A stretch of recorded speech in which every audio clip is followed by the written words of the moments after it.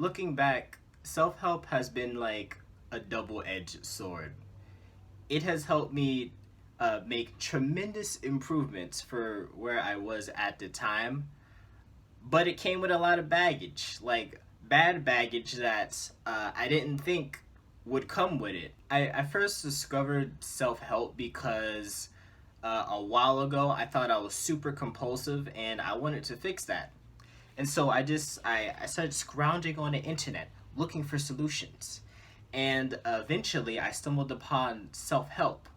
And that began the unfortunate seeking and getting deeper into self help. One of the immediate positives was that for the first time ever, I started actually meditating and actually exercising of my own volition, which was kind of surprising because really did not like pain. And I started reading these three habits.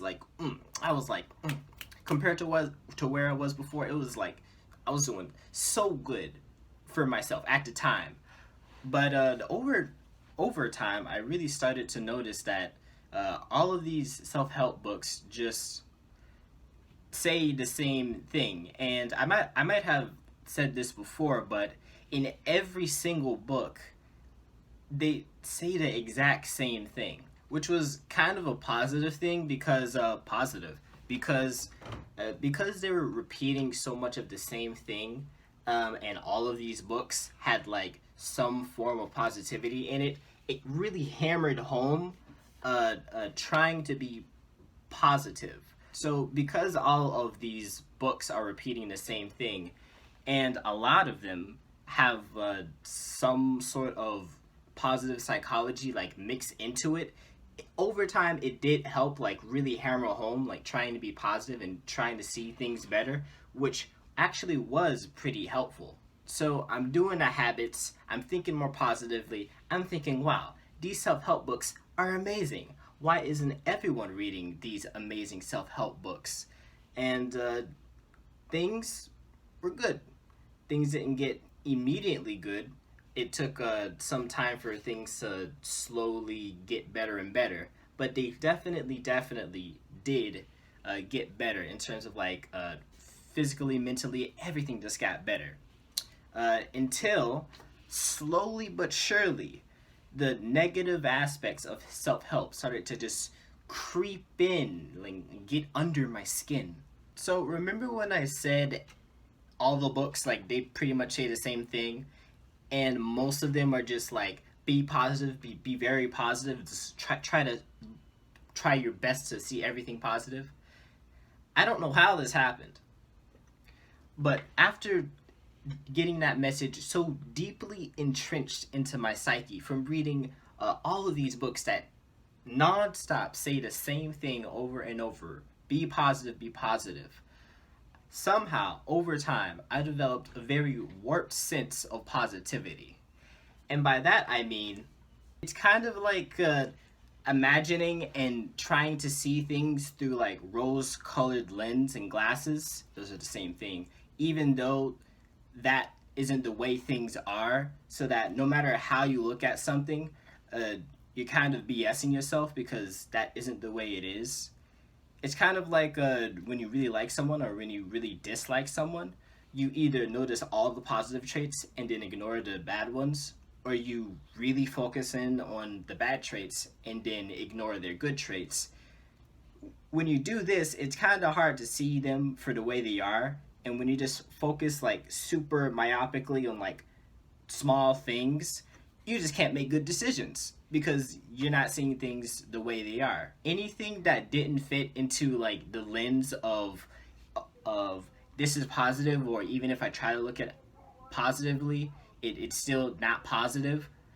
Anything that doesn't fit into that lens of positivity is a bad thing, and you don't want to associate with it no matter what. So if you had good friends but sometimes they complain or sometimes they're just not positive, annihilate. Even if they're your really good friend, they've been with you forever, annihilate. Just get away from them. And there's another thing that uh, if if you're with someone, I'm gonna use the same friend analogy. If you're with someone and they don't have any sort of goal, you should just push yourself away from them, no matter what, just because they don't have any goals in life.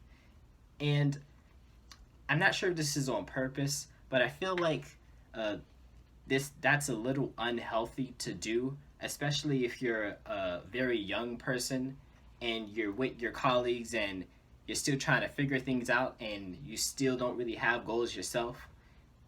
For me, I think that's a bit much, maybe a little unhealthy to just push people away, even though you're still trying to figure things out. I don't know. And this last one is probably more so my fault, but in the books, some of them really hammer home super hard that when you're trying to get better, because it's self help and you're trying to get better, when you're trying to get better, there are gonna people that are gonna not like it, they're gonna dislike it, they're gonna fling poop at you and things like that. It really makes you think that you're a special person and it's you against the world. And over time, at least for me, this developed into thinking that I was better than other people, which very horrendously developed in bad ways. There's even a very small anecdote where I thought I was so cool that I didn't prepare for a presentation. And so when I finally decided to present, and I didn't prepare because I'm so cool, guess what happened?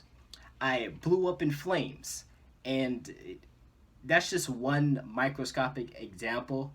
It just seems like the books go down a slippery slope that can make you think bad things. Even though they have good intentions, they can just lead you down a bad path. At least that's what it did for me. But despite all of that, even though I'm no longer reading any of the self help books, um, maybe a good thing, at least for me. Even though I'm no longer doing that, I will say it did help once for where I was at the time. Even though it definitely did develop bad things and it did have some baggage, it definitely did help.